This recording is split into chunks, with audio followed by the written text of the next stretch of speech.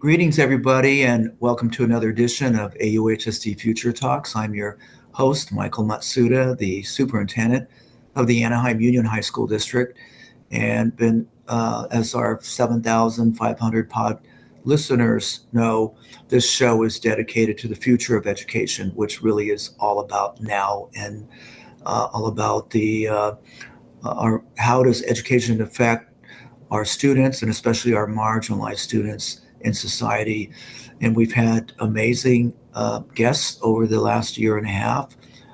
Today, we feature Shana V, who's the Director of Computer Science and Equity at the Kapor Foundation based up in the Bay Area. So Shana, welcome to our little show. Thank you. Thank you very much. And we always start, Shana, with a little bit about your background, who you are, and what is your calling? All right, awesome. So I'll say my name is Shana V. White. I am a 16-year veteran educator. I taught in the classroom. I'm based in Atlanta. I taught in Metro Atlanta for about 16 years. I taught and started as a PE teacher. And became self-taught for computer science, which makes me kind of a unicorn. But I wanted to be able to leverage technology because I had such large PE classes to make me more efficient at my job. Once I left the classroom, Dr. Allison Scott, who's the CEO of the Kapor Foundation, she asked me to be on a committee that was developing culturally responsive computer science, which was the way that I was teaching computer science in my class. She asked me to be on a committee of people devising this thing. And then she said, whenever you're ready to leave the classroom, let me know. And so she asked me to join her. And that was 3 years ago, last month. And I've been at the Kapor Foundation for the past 3 years, just working directly K12 schools on a national scale with computer science equity. Well, that's a mouthful, Shana. Your work with Kapor as well. Now, you were one of the really amazing workshop presenters at our recent National K12 AI Summit in Anaheim. Could you share a little bit about that workshop and why teachers were so excited about your workshop? Well, I think the first thing, it was very interesting to talk to some of the teachers and district leaders that left, and they came up to me, they're like, I actually understand what an algorithm means. So breaking stuff down in terms that are tangible and presentable are very, very key. And I think that that's my teacher background coming out, having to break stuff down for middle schoolers. And we all know how middle schoolers can be distracted very easily, I think has kind of helped my presentation style when I do events. But we presented our responsible AI and tech justice guide for K-12 education. We feel like there's a lot of guides out there that are talking about AI in education. And we're excited about this new frontier for AI. That's great.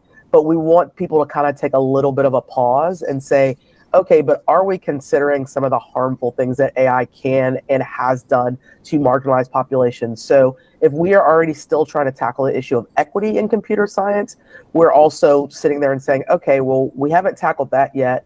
Now this new tool is coming along with AI. How are we sitting there and centering marginalized voices, marginalized perspectives? Shana, so what is the intersection between equity and tech? Great question, and has lots of different answers. I would tell people to think of equity as an onion. It has multiple layers to get to, and we're still peeling back many of the layers. There's lots of different aspects of equity when you talk about it when dealing with education. We're not only talking about racial equity, gender equity, but equity for students with disabilities, equity for our multilingual language learners. All those equity aspects are part of this big onion that we need to peel back. And so when we're looking at the intersection of tech and equity, we want to sit there and assess tools that we're bringing into the classroom. How is this making learning more obtainable for everybody so that everybody can experience success? Equity, especially where I live in Georgia, has become this kind of big polarizing word. And it's really not bad. We just want all students to succeed. We know that all students are not the same. And so some students are going to need different supports in place to be successful. And as we're relating to technology, what supports are we putting in place to make sure that these tools are going to be advantageous for students to be successful, lead to their success academically, but also lead them to becoming digital citizens that are going to be functioning in a hopefully democratic society in the future. So isn't part of the challenge, though, is a professional development, professional learning challenge in terms of the teachers on the front lines, especially in urban spaces? Yeah, that's a big issue just because I know as a veteran teachers, we sometimes don't want to get out of our own way. And I can say I was one of those teachers as well. Understanding that we aren't the sage on the stage anymore, and the kind of old model of standing in front of a classroom and teaching is not going to grasp the attention of our students. And it's not to say that that way of teaching is wrong, but we have to modify what we're doing in the classroom to better engage our students. We have to know that technology has been a part of their lives since they've been born at this point.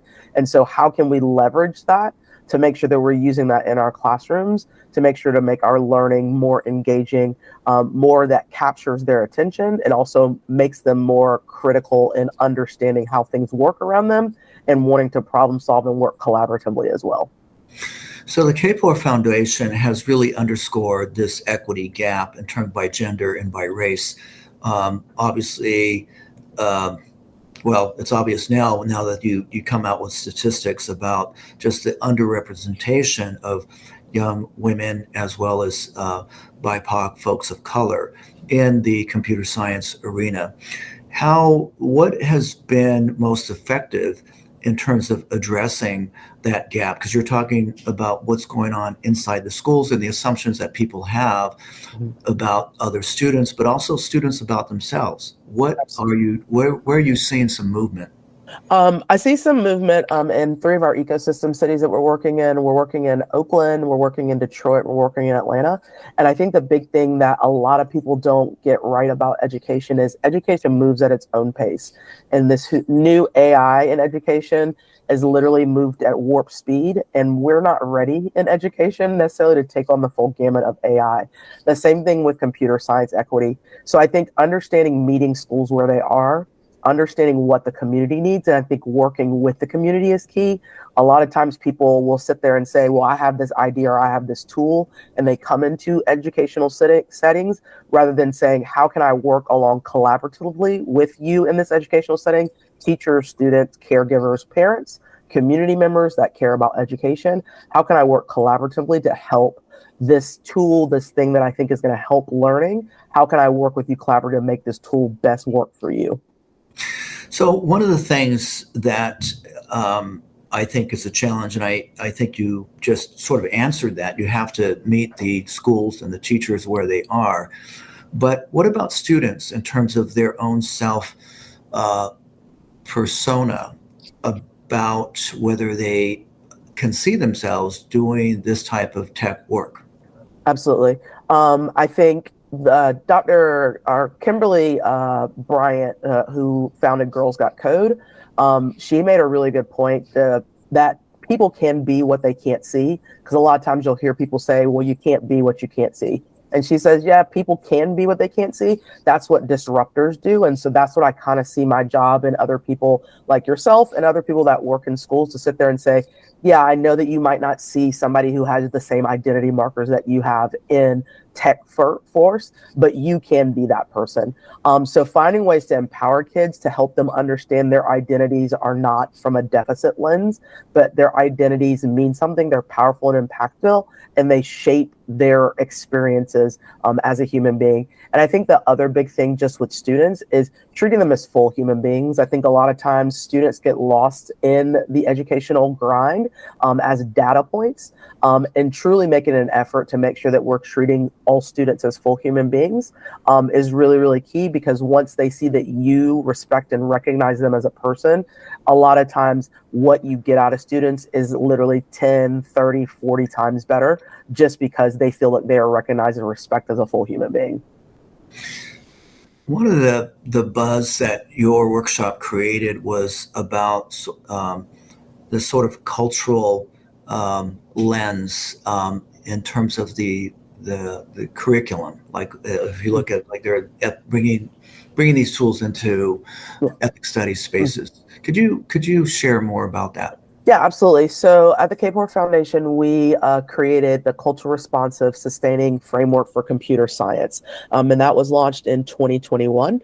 And that basically brought the context of what culture responsive teaching, culture relevant teaching was to the computer science space, because it never been brought fully to the computer science space.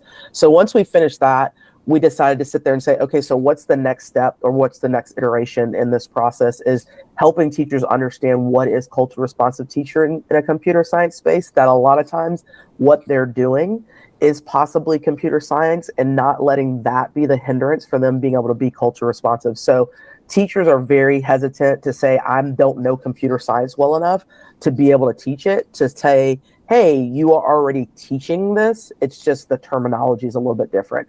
So I think the big thing from our session was helping people understand that all of these topics that we bring in our responsible AI guide and in our culture responsive framework are things that people understand and identify with. And so it's, how do you bring that tangibly into a computer science space? It's sitting there and helping people take kind of like the sunglasses off and sit there and say, oh, wow, so when I'm talking about algorithms, I can talk about algorithmic bias, and I can talk about how that happens. Or if I'm talking about AI, I can talk about these machines aren't smarter than humans because humans have to tell computers what to do. All those kind of nuanced things that make computer science kind of the science that it is to help people bring it to a level where it's understandable and digestible.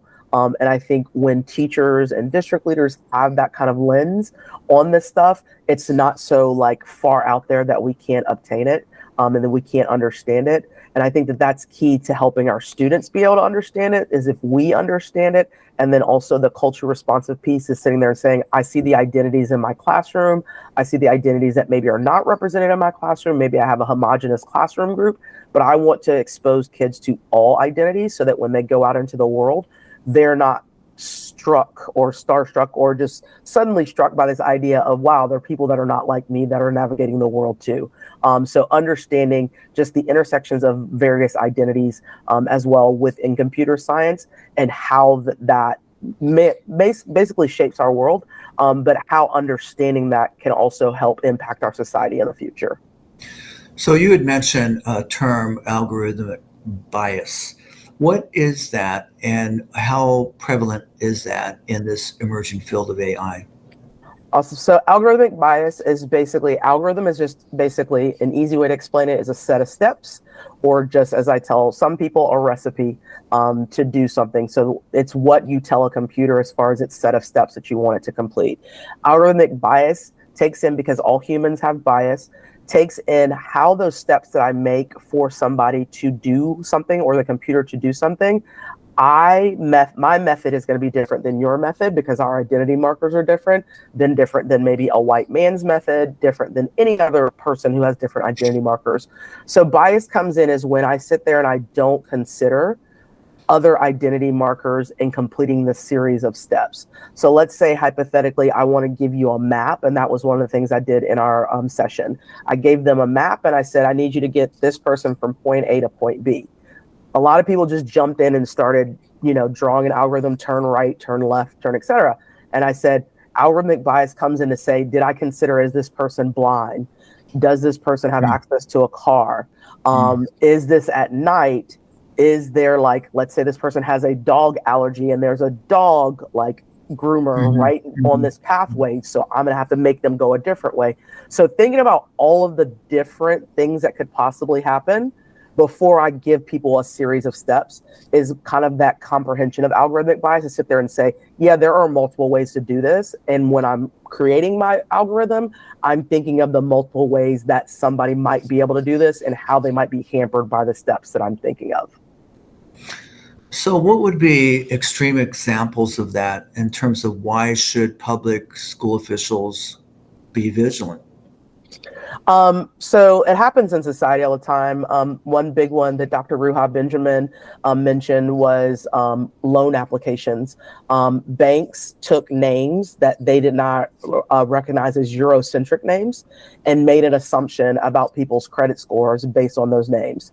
They took where people went to college. So if, let's say, somebody went to an all-girls school, so that all of a sudden gives them the gender marker, that's going to make a difference in their application process going through. So there's lots of really tangible things that are happening in society right now. Surveillance in a lot of communities is heavily surveilled in a lot of communities that are Black and Latina. So helping kids understand that these things are prevalent and they're happening right now and they're impacting marginalized groups is really important. And I think helping kids understand that in the classroom helps them be informed citizens when they leave our classrooms. One of the topics that came up at the AI Summit was this growing AI access gap in terms of the cost of these tools. You know, people are excited about co-pilots like Khan Amigo. And while amazing as a tutor, expensive. Mm-hmm. And these are not really expenses that are being addressed and by policymakers. Do you see this as a problem, especially trying to get these tools into low-income BIPOC communities? Yeah, absolutely. I think just in general, schools are overly not funded well. And that's just across the nation. So you start with that problem, and now you bring in something like tech. That also is another great divider. We still have the digital divide where we saw during the beginning of the COVID pandemic, kids didn't have access to internet at their house. They were literally going to like restaurants, places outside and sitting outside on their Chromebooks. So the digital divide is still real and it's still there. And so AI is going to add a whole nother layer to that. And a lot of times, like I say, again, these tech companies are moving faster than the speed of education and understanding that things need to be kind of halted and slowed down because we see our teachers, our principals, our students as full human beings and not just data points or just data to feed into a system. And so when we kind of go with that angle, then we understand, wow, these people might have a different socioeconomic background that's going to impact their access to this AI tool. And so how is that going to possibly hinder, help, hurt their learning? All of these aspects have to be considered. And it kind of goes back to that idea of the algorithmic bias. Am I looking at this from a holistic lens to all of the stakeholders that are involved? Or am I looking at, oh, these people can afford it, so let's just go into this district and support them? And they've already gotten maybe other advantages because of their socioeconomic level as well. So in the few minutes we have left, Shana, what other words of advice can you give to education leaders? I would say the big thing with education leaders is listen to your teachers. They are leaders as well. And they are, as you mentioned before, the people that are on the ground every day in the classroom with students. And then I would say the other thing is find a way to actually leverage student voices. Students' voice is very, very powerful. It's very, very meaningful, and it directs what we do in the classrooms. So leveraging both student and teacher voice is very, very important. And then just do this work with fidelity. A lot of times we want to be the first to do stuff, or we want to jump onto the buzzwords and say, oh, we're doing this and we're doing that. But does it really make sense for our context? Is it important for us to do this now, or do we need to kind of pump the brakes and make sure that we do this the right way so that this implementation doesn't leave any students behind, doesn't leave any groups behind, leave anybody behind? Wow, very aspirational. I love the work that you guys are doing, and we look forward to inviting you back at next year's summit. Okay. Thank you so much, Shana. All right, thank you.